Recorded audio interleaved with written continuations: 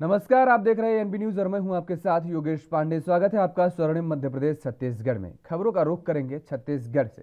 छत्तीसगढ़ के खैरागढ़ चुनाव में कांग्रेस को मिली जीत के लिए जिला बनाए जाने की घोषणा को अहम वजह बताए जाने के भाजपा के आरोप पर मुख्यमंत्री भूपेश बघेल ने पलटवार किया है। उन्होंने कहा कि जिला बनाना भी जीत का एक कारण हो सकता है, लेकिन सब कुछ वही नहीं है। यदि जिला बनाने से ही चुनाव जीतते तो फिर रमन सिंह तो 9 जिला बनाए हैं, लेकिन केवल मुंगेली भर जीते थे। और इसके साथ ही केंद्र से छत्तीसगढ़ की लंबित राशि की मांग नहीं करने पर भाजपा सांसदों पर निशाना साधते हुए मुख्यमंत्री भूपेश बघेल ने कहा कि केंद्र में भाजपा की सरकार है, पर इनकी बोलती बंद है। देखिए, इनकी तो बोलती बंद है। एक बार भी छत्तीसगढ़ के हित में केंद्र सरकार के सामने उनका हक रखना, वो समझते हैं कि इससे विरोध होगा, जबकि छत्तीसगढ़ के हित में उनको बात रखनी चाहिए और कभी नहीं रखते। भाई 11,000 करोड़ रुपया हमारे सीआरपीएफ यहाँ पदस्थ हैं, उसके पैसा काट लिए हमारे हिस्से का। 13,000 करोड़ हमारा सेंट्रल एक्साइज का कटा है। जीएसटी अभी जून में ख़त्म हो जाएगा, जो कंपनसेशन मिलता था 5,000 करोड़ का, वो नुकसान हो जाएगा। तो इस प्रकार से 4,000 करोड़ से अधिक राशि तो कोयले में रॉयल्टी में जो पेनल्टी लगा था उसका पैसा है। तो ये राज्य के को मिलता तो निश्चित रूप से राज्य के विकास में ये बड़ा हिस्सा होता, लेकिन क्योंकि केंद्र में भारतीय जनता पार्टी सरकार है, इसे सांसद ही उनके हैं, तो चुप रहते हैं। जिला बनाना भी जीत का एक कारण हो सकता है, लेकिन सब कुछ वही नहीं है। यदि जिला बनाने से ही यदि विधानसभा चुनाव जीतते तो रमन सिंह तो 9 जिला बनाए, उसमें केवल मुंगेली भर जीते थे और तो सब हार गए थे। तो एक कारण हो सकता है। रमन सिंह बार बार अलार्मिंग बोल रहे हैं, क्यों बोल रहे हैं अलार्मिंग? उसके लिए अलार्मिंग है क्योंकि अब उसका भविष्य, क्योंकि उसको अपने मातृभूमि बोला था खैरागढ़ को, और वहाँ बुरी तरह से पराजित हो गया और पूरी ताकत वो झोंके थे। मध्य प्रदेश के मुख्यमंत्री को लाए, 2 केंद्रीय मंत्रियों भी लाए, पूरे प्रदेश भर के नेता वहाँ जुटे और सबसे बुरी हार हारे खैरागढ़ में। मध्य प्रदेश के भिंड में मुख्यमंत्री शिवराज सिंह चौहान ने भिंड जिले के रावतपुरा सरकार धाम पर दूसरे दिन जिले के अधिकारियों की बैठक लेकर जिले में शासन की योजनाओं जैसे राशन वितरण, पीएम आवास, मनरेगा, अमृत तालाब, लाडली लक्ष्मी, आंगनवाड़ी, ऑडॉप्शन, कन्या विवाह योजना, अपने गांव अपने शहर के गौरव दिवस के क्रियान्वयन के संबंध में समीक्षा कर अधिकारियों को निर्देशित किया कि जिले में शासन की योजनाओं का ठीक से क्रियान्वयन हो और जिससे आमजन के जीवन में सकारात्मक परिवर्तन भी आए और उनके जीवन स्तर पर वृद्धि हो। इसके साथ ही मुख्यमंत्री शिवराज सिंह चौहान ने अधिकारियों को निर्देशित किया कि माफिया के विरुद्ध कार्रवाई लगातार जारी रहे, किसी भी प्रकार की माफिया को जिले में पनपने नहीं देना है। और इस अवसर पर मुख्यमंत्री शिवराज सिंह चौहान के अलावा सहकारिता मंत्री doctor Arvind Singh Bhadauria, Bhind collector Satish Kumar, SP Shailendra Singh Chauhan सहित कई आला अधिकारी भी मौजूद रहे।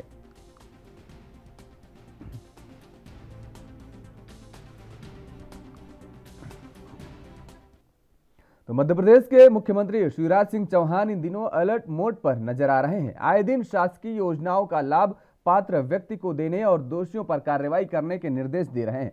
और इसी कड़ी में आज सीएम शिवराज सिंह चौहान ने भिंड प्रवास के दौरान कई विभागों के अधिकारियों की बैठक ली और अधिकारियों को कई बड़े निर्देश दिए। बैठक के दौरान सीएम शिवराज ने अधिकारियों को राशन वितरण व्यवस्था दुरुस्त रखने और इस कार्य में गड़बड़ी करने वालों को खिलाफ कठोर कार्रवाई करने के निर्देश दिए हैं। वहीं सर्वे कर पात्र हितग्राहियों के नाम जोड़ने के निर्देश देते हुए कहा कि गरीब का राशन गरीब को ही मिलना चाहिए और ये सुनिश्चित किया जाए। इसके अलावा सीएम ने बैठक में प्रधानमंत्री आवास योजना की शिकायतों को गंभीरता से लेने और दोषियों के खिलाफ सख्त कार्रवाई करने के निर्देश दिए हैं।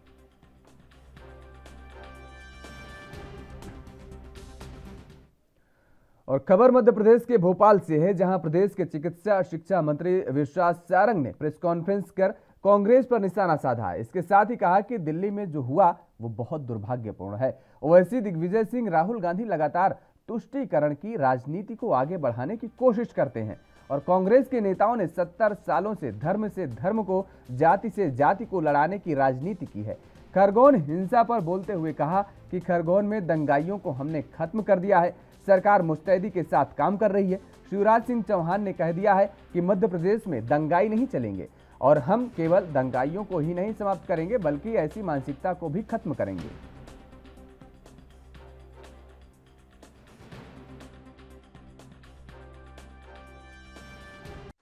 जो दिल्ली में हुआ वो बहुत दुर्भाग्यपूर्ण है और मैं फिर कहूंगा कि यदि ऐसी लोग जो अपनी तुष्टीकरण की राजनीति के कारण समुदाय विशेष को बरगलाने की कोशिश करते हैं तो उसका रिएक्शन ये होता है।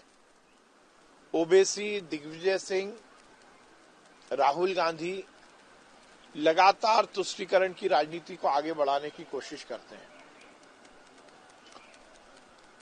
सही मायने में जो दिल्ली में हुआ वो बहुत दुर्भाग्यपूर्ण है। जो खरगोन में हुआ वो भी दुर्भाग्यपूर्ण है। खरगोन में भी एक्शन था, रिएक्शन नहीं था। जब एक्शन ही होने लगेगा इस तरह का तो फिर हालात बद से बदतर होंगे। प्रसन्नता की बात है कि मध्य प्रदेश सरकार की सख्ती के कारण, हमारी सरकार और पुलिस के इकबाल के कारण, पूरी चुस्त दुरुस्त प्रशासन के कारण मध्य प्रदेश में हम हर दंगाई, हर माफिया, हर गुंडे के खिलाफ कार्रवाई भी कर रहे हैं और हम कटिबद्ध हैं कि मध्य प्रदेश की कानून व्यवस्था चुस्त दुरुस्त रहे। मुझे लगता है कि जब इस तरह का एक्शन होता है तो उसके पीछे दिग्विजय सिंह जैसे लोगों के ट्वीट ही काम करते हैं। चाहे दिग्विजय सिंह हो, चाहे राहुल गांधी हो, चाहे सोनिया गांधी हो, मणिशंकर अय्यर हो, कांग्रेस के बाकी नेता हैं, उन्होंने 70-75 साल इस देश में धर्म को धर्म से लड़ाने की। देखिए, भारतीय जनता पार्टी की सरकार ने, शिवराज सिंह चौहान जी की सरकार ने विभिन्न स्तरों पर बहुत ही जनोपयोगी योजनाओं की शुरुआत की थी। मुख्यमंत्री तीर्थ दर्शन योजना में उन बुजुर्गों को हम तीर्थ यात्रा पर ले जाते हैं जिनके सपने रहते हैं, और मुख्यमंत्री शिवराज सिंह चौहान जी ने कलयुग में श्रवण कुमार की भूमिका का निर्माण किया। ये अलग बात है कि 15 महीने की कमलनाथ की सरकार ने आकर ये योजना बंद कर दी थी। माननीय मुख्यमंत्री जी ने हमारी पचमढ़ी मंथन की बैठक में ये निश्चित किया कि हम फिर से तीर्थ दर्शन योजना की शुरुआत करेंगे। 19 तारीख को काशी विश्वनाथ मंदिर से इसकी शुरुआत हो रही है, ट्रेन जा रही है और इस योजना को नए कलेवर के साथ, नई उमंग के साथ हम फिर से शुरू कर रहे हैं। इसी तरह मुख्यमंत्री कन्यादान योजना में भी कमलनाथ जी की सरकार ने रोड़ा अटका दिया था। हमने निश्चित किया है कि हम जो 25,000 रुपये पहले देते थे उसको बढ़ाकर अब 55,000 रुपये की सहायता हम बेटी की शादी में करेंगे और धूमधाम के साथ हर बेटी की शादी माननीय मुख्यमंत्री शिवराज सिंह चौहान जी की सरकार कराएगी और अब हमने इसकी राशि बढ़ाकर 55,000 रुपये कर दी है। कमलनाथ जी की सरकार ने हर तरह की जो गरीबों के कल्याण की योजना है वो बंद कर दी थी, चाहे संबल योजना हो या बाकी कोई योजना हो। अब हमने उसको पूरे तरह से सक्षमता के साथ फिर से शुरू किया है। देखिए, इस देश में यदि सबसे बड़ा कोई वायरस है तो वो नेहरू परिवार है और ये हम नहीं बोलते, ये इतिहास बोलता है। कश्मीर की समस्या हो या इस देश में अलगाववाद की मानसिकता हो, क्षेत्रवाद को बढ़ाने की बात हो या इस देश में धर्म को धर्म से लड़ाने की बात हो, देश में विघटन की राजनीति को आगे बढ़ाना हो या आतंकवादियों को संरक्षण देना हो, कश्मीर से लेकर पंजाब, पंजाब से लेकर असम, ये सब समस्याएं यदि इस देश में पैदा हुई तो उसका कारण कांग्रेस ही है, नेहरू परिवार ही है।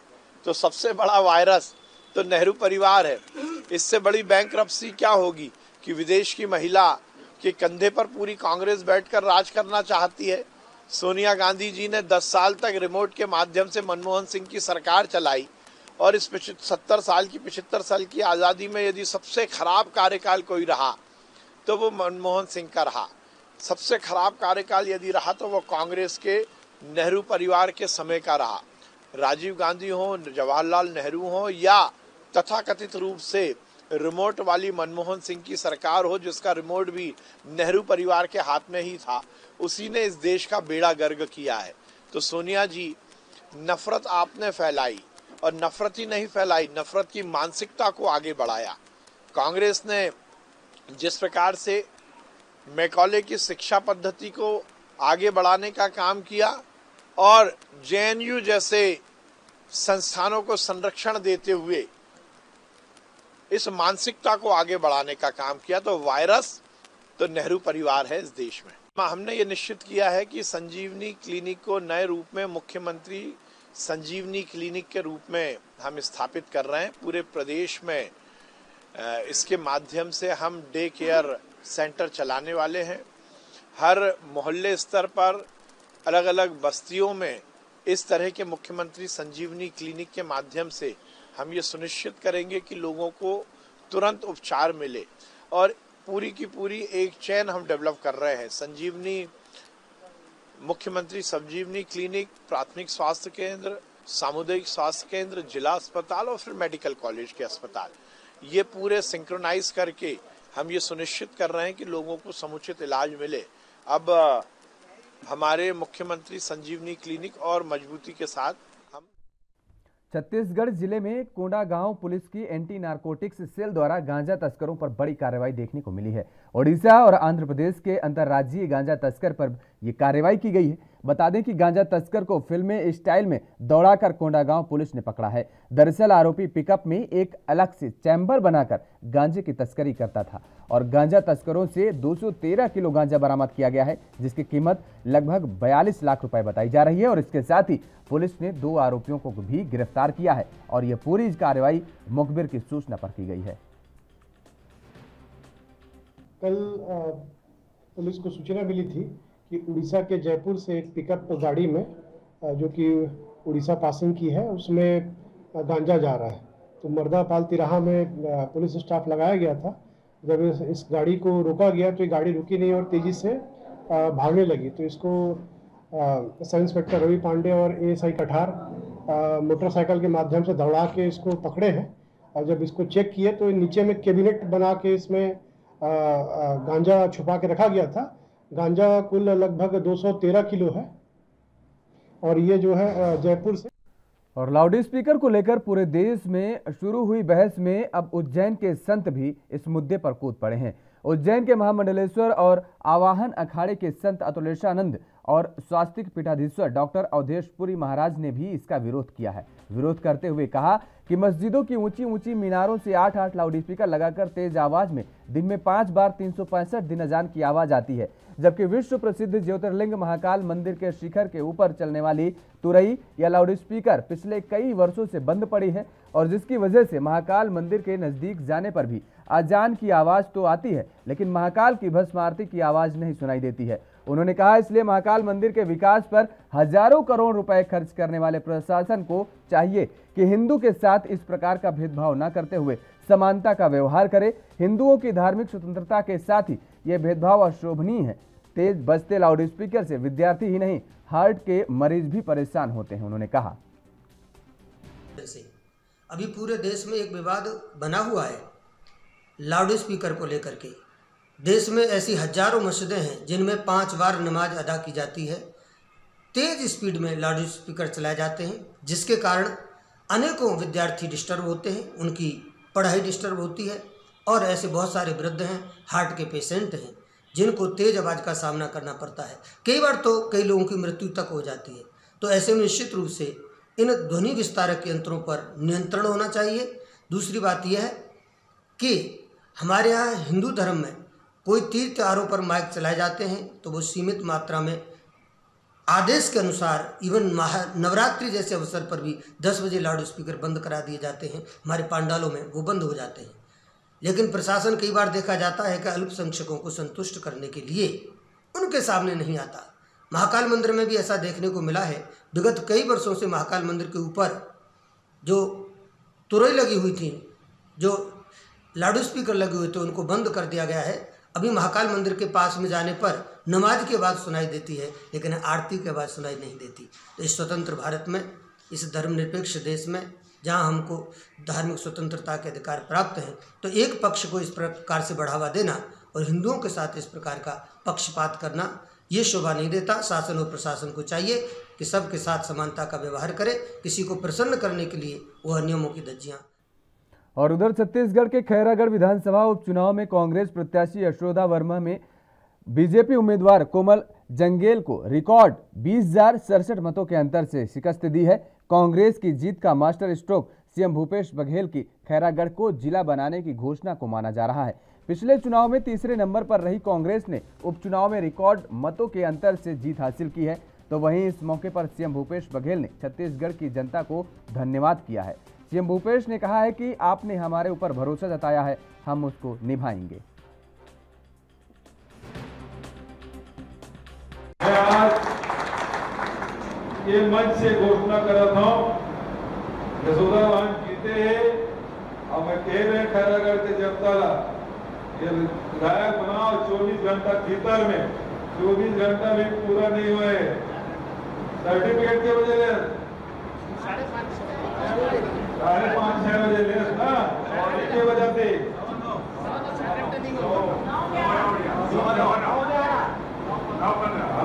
3 घंटे के भीतर में खैरागढ़ सुई खदान जिला बनाया के घोषणा कराना।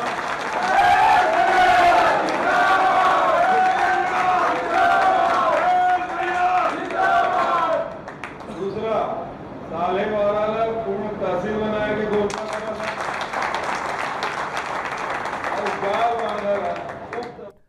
गर्मी के तेवर बढ़ते ही उज्जैन में महाकालेश्वर मंदिर के पुजारियों ने भगवान महाकाल को गर्मी से बचाने के लिए प्रयास करने शुरू कर दिए हैं। परंपरा के अनुसार मंदिर में बाबा महाकाल को सहस्त्र जलधारा चढ़ाई जाती है। हर साल वैशाख कृष्ण प्रतिपदा से राजा महाकाल को गर्मी से निजात के लिए लगातार जलधारा के जरिए ठंडक दी जाती है, जिसको लेकर शिवलिंग के ऊपर 11 मटकियां लगाई गई हैं और इन सभी मटकियों से अलग अलग जलधारा शिवलिंग पर गिरती रहती है। बाबा को यहाँ जलधारा प्रतिदिन सुबह 6 बजे से चढ़ना शुरू हो जाती है, जो कि शाम 5 बजे तक लगातार जारी रहती है।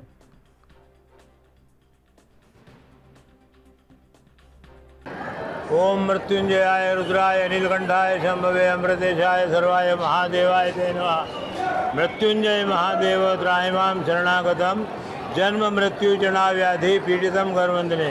भगवान महाकालेश्वर के मंदिर में अनेक प्रकार की पूजन होती है। जैसे भगवान महाकालेश्वर को श्रावण मास में बिलपत्र चढ़ते हैं, उसी प्रकार भगवान महाकालेश्वर के मंदिर में वैशाख मास ज्येष्ठ मास में वो मटकी चढ़ाई जाती है। मटकी का मतलब है कि भगवान के महाकालेश्वर के मस्तक पर जो अभिषेक पात्र चांदी का टंगा, उसके आसपास गाड़ी की मटकी रखती है। गाड़ी की मटकी में ठंडा पानी रहता है। गंगा सिंधु सरस्वती जमुना गोदावरी नर्मदा कावेरी सरयू महेंद्र तनया चर्मवती वेदिका क्षिप्रा वेदपति महास्वर्णदी क्षाताय गदाया गंडकी पूर्णा पूर्ण जले समुद्र सहितम कुर्या सदा मंगलम। भगवान महाकालेश्वर को, शिव जी को जल प्रिय है और विशेष तौर से वैशाख मास ज्येष्ठ मास में और विशेष तौर से जल प्रिय हो जाता है।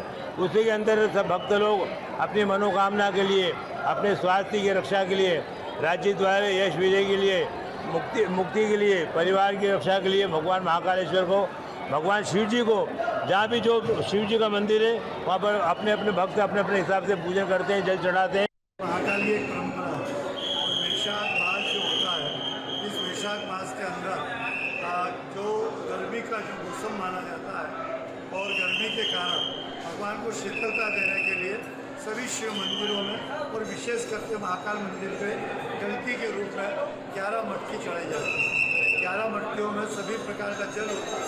हमारे यहाँ का जो कुंड है वो तीर्थ कोटि है, उसी का जल इसमें डाला जाता है और जो 2 महीने सतत ये चलेगा।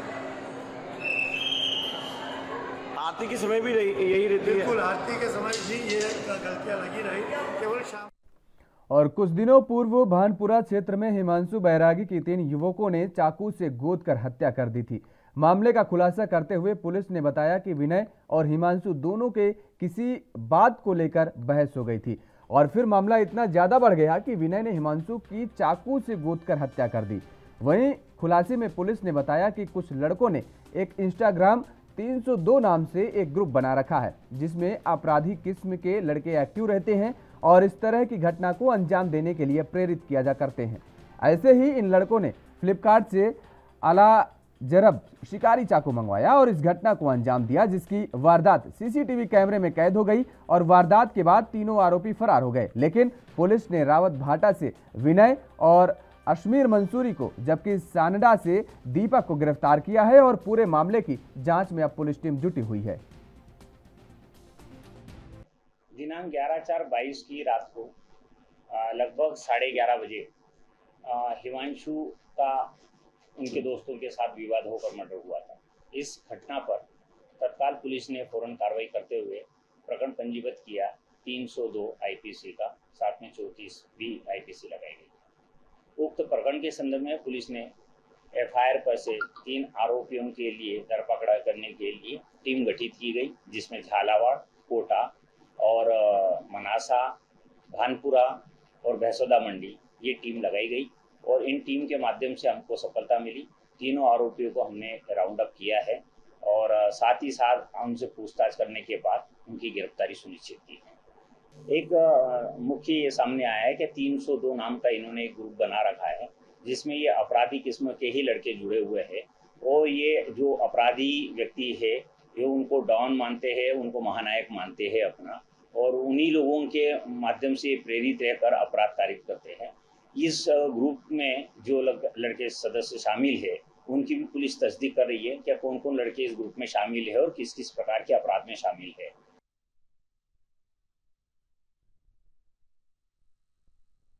वहीं कार्तिक मेला ग्राउंड में चल रहे युवाचार्य विश्व रत्न सागर सुरेश्वर जी के अर्ध जन्म शताब्दी पर और 1609 पद ओली तप आराधकों के अनुमोदनार्थ शनिवार सुबह सूरजनगर मैदान से 2 किलोमीटर लंबी रथ यात्रा निकाली गई। रथ यात्रा में बालिकाएं रानी लक्ष्मीबाई की वेशभूषा में घोड़े पर सवार होकर तलवार थामे निकली। रथ यात्रा में 50 महिला मंडल, 50 घोड़े, 50 ढोल, 5 बैंड, 2 हाथी, 5 बग्घी सहित हजारों समाजजन शामिल हुए। रथ यात्रा कार्तिक मेला ग्राउंड क्षत्रिय कुंड नगरी पहुंचकर समाप्त हुई। रथ यात्रा में आचार्य देवेश नवरत्न सागर सुरेश्वर जी की प्रतिमा भी थी। कार्तिक मेला मैदान पहुंचकर रथ यात्रा धर्म सभा में परिवर्तित हो गई। यहां जन्मोत्सव का मुख्य कार्यक्रम एवं गुणवाद हुआ और आचार्य श्री को कंधे पर उठाकर भक्त जयकारे लगाते हुए नजर आए। हाथी पर बैठे 23 वर्षीय दीक्षार्थी सपन बोहरा भवानी मंडी ने वर्षी दान किया।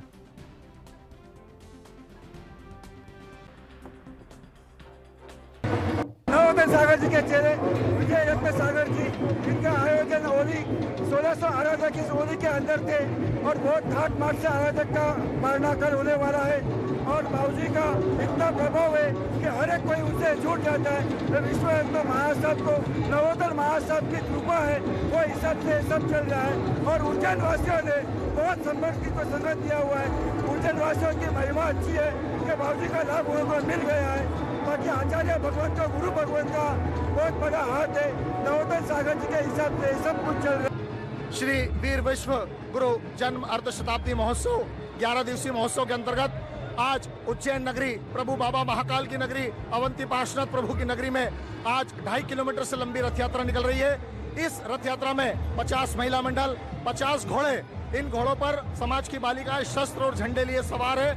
50 ढोल, 5 बैंड, 2 हाथी, प्रभु का रथ सहित आचार्य विश्वरत्न सागर सुरेश्वर जी महाराज साहब इसमें स्वयं निश्रा प्रदान कर रहे हैं। करीब 2.5 किलोमीटर से ज्यादा लंबी ये रथ यात्रा है, जिसमें सड़कों पर रंगोली सजाई जा रही है। समाज के लोग सजे धजे परिधानों में भगवान के और गुरुदेव के जयकारे लगाते हुए इसमें शामिल हो रहे हैं। और उज्जैन में ऐतिहासिक ये आयोजन है। इतनी भव्य यात्रा पहले कभी नहीं निकली। पूरा श्वेतांबर जैन समाज मध्य प्रदेश, राजस्थान, गुजरात, महाराष्ट्र सहित अन्य कई प्रदेशों के लोग यहाँ पधारे हैं। विभिन्न मार्गों से ये जो सवारी है, जो जोश है, ये कार्तिक मेला मैदान पहुंचेगा।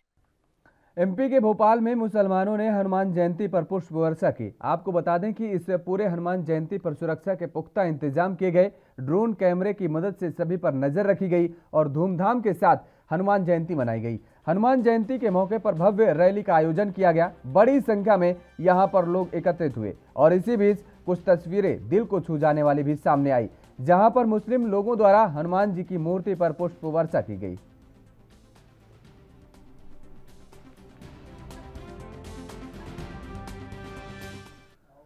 रामनवमी की जुलूस के दौरान हुए सांप्रदायिक तनाव के बाद समाजसेवी मेधा पाटकर और सुप्रीम कोर्ट के एडवोकेट एहतेशाम हाशमी और उनकी टीम सेंधवा और खरगोन दौरे पर रहे थे।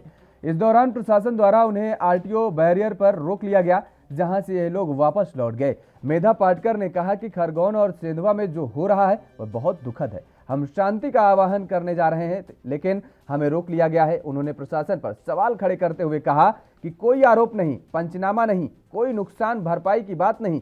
जो जेल में रहे युवाओं पर झूठे आरोप लगाए गए हैं, जबकि वह मोटरसाइकिल पर हमला कहां करते, वह जेल में थे। उन्होंने कहा कि हम महात्मा गांधी को मानने वाले लोग हैं, हमारा हरदम शांति का पथ रहेगा। आज जो खरगोन और बड़वानी जिले में हो रहा है वो बहुत ही दुखद है।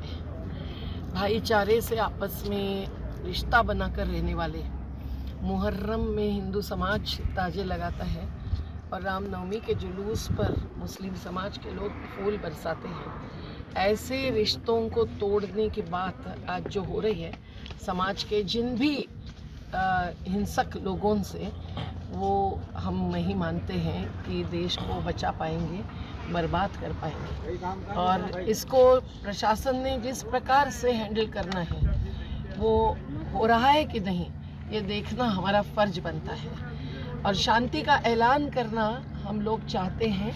देश में जहाँ भी दंगे हो, जब मालेगांव में हुआ था तब भी, जब हाथरस में महिला पर अत्याचार हुआ तब भी हमारी टीम हरदम पहुंचती रही है। और एडवोकेट एहतेशाम भाई, जिनकी सुप्रीम कोर्ट की केवल एडवोकेसी नहीं करते हैं पर गरीबों को साथ देते हैं, सभी समाजों को एक इंसानियत का संदेश देते हैं। तो आज हम लोगों को खरगोन में जाने के बाद एसपी और तमाम पुलिस अधिकारियों ने आकर एक प्रकार से अपील की कि आज हनुमान जयंती है, जो हमें याद नहीं था क्योंकि प्रतिष्ठापना तो हो चुकी थी, लेकिन उन्होंने कहा कि आज तो नहीं आइए, तो 2 दिन के बाद हम आपको जाने देंगे। और स्वर्णिम मध्य प्रदेश छत्तीसगढ़ में फिलहाल मेरे साथ इतना ही। देश और दुनिया की तमाम खबरों के लिए आप देखते रहिए ANB न्यूज़। नमस्कार।